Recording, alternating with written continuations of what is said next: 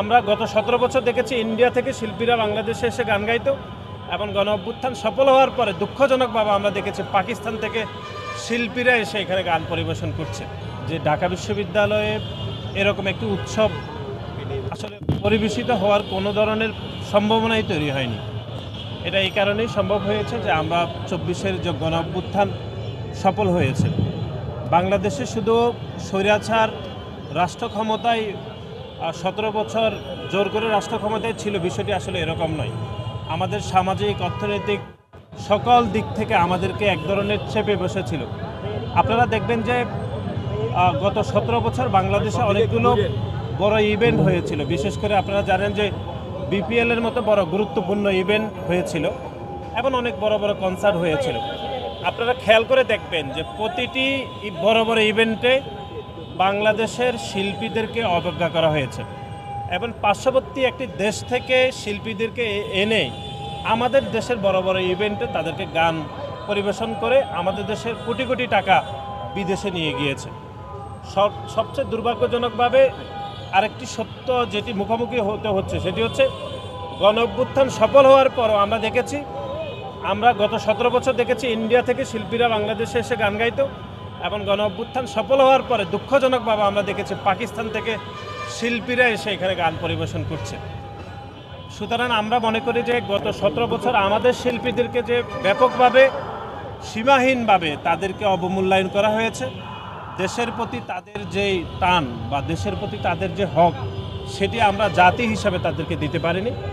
সুতরাং আমরা মনে করি এই ক্ষুদ্র ক্ষুদ্র আয়োজন থেকে আমাদেরকে দেশপ্রেম, দেশের আমাদের যে আবহমান যে দায়বদ্ধতা সেটি আমরা স্বীকার করছি এবং বাংলাদেশ জাতীয়তাবাদী ছাত্রদল এরকম একটি আয়োজন করছে। আজকে নবান্ন উৎসব অগ্রহায়ণ মাসের আজকে যদিও 6 তারিখ, তার 5 তারিখ তারপরেও আমরা মনে করি এরকম একটি আয়োজন এটি আমাদেরকে মনে করেই দিচ্ছে যে আগামীতে বাংলাদেশের সংস্কৃতি, আবহমান বাংলার যে সংস্কৃতি যেগুলো দিয়ে আমরা আসলে বড় হয়েছি সেগুলোর ধারাবাহিকতা বাংলাদেশের প্রতিটি ক্যাম্পাসে আসলে আমাদেরকে ছড়িয়ে দিতে হবে এবং যারা গত 17 বছর ধরে আমাদের সংস্কৃতিকে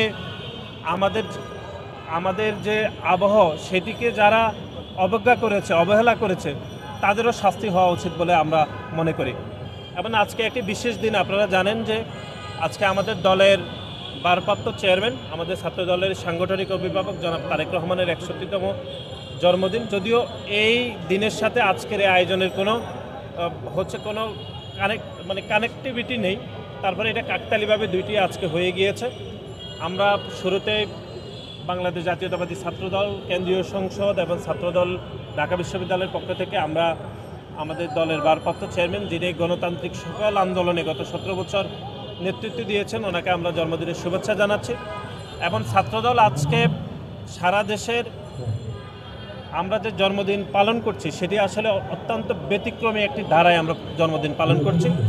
সাধারণত আপনারা জানেন যে জন্মদিনের আমাদের দেশে যেভাবে আমরা পালন করি তার থেকে একটি ভিন্ন প্ল্যাটফর্মে, বিশেষ করে আমরা যে কোনো একটি ইভেন্ট বা ছাত্রদল যে কোনো কর্মসূচি গ্রহণ করলে সাধারণত আমরা স্কুল, কলেজ, বিশ্ববিদ্যালয়ের শিক্ষার্থীদেরকে সবচেয়ে বেশি ট্রিট করে থাকি, কিন্তু আমরা এই বছর শুধুমাত্র মাদ্রাসা শিক্ষার্থীদের জন্য আমাদের আজকের এই কর্মসূচি। আমাদের দলের ভারপ্রাপ্ত চেয়ারম্যান জনাব তারেক রহমানের জন্মদিন উপলক্ষে মাদ্রাসা শিক্ষার্থীদেরকে শিক্ষা সামগ্রী দেওয়া, তারপরে হচ্ছে যে সকল মাদ্রাসা শিক্ষার্থী এতিমখানায় রয়েছে তাদেরকে ভালো খাবার পরিবেশন করা, তারপরে হচ্ছে বিভিন্ন ধরনের পাঠ্যপুস্তক যেগুলো মাদ্রাসা শিক্ষার্থীদের জন্য দরকার পড়ে সেগুলো আজকে সারা দেশে আমরা অত্যন্ত অনাড়ম্বরভাবে এটি আমরা শিক্ষার্থীদেরকে দিচ্ছি। সুতরাং এই দুইটি আয়োজন আজকে আমাদের সারা দেশে হচ্ছে এবং এই নবান্ন উৎসবে আপনারা যারা উপস্থিত হয়েছেন আপনাদের সকলকেও আমরা শুভেচ্ছা জানাচ্ছি। এরকম একটি আয়োজনে আপনাদের সাথে আমরা শরিক হতে পেরে আপনাদের সকলকে ধন্যবাদ।